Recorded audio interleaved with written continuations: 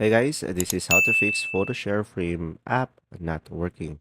So guys, watch till the end as I discuss multiple solutions, and for Apple users, I will show a step-by-step guide on the left side.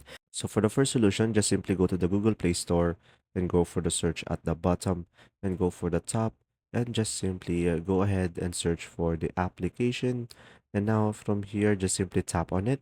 And after that, when there is an update, you should be able to see the update button over here instead of open, and just simply tap on the three dots on the top right and make sure to enable the auto update.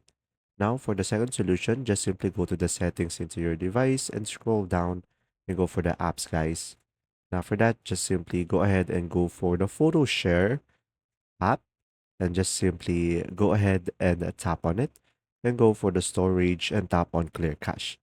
Now, if you still have issues with the app, just simply go back over here and tap on clear data and tap on OK. Then you should be able to reset the app. Now, another solution, just simply go ahead and go for the application, hold it, and tap on uninstall and tap on OK.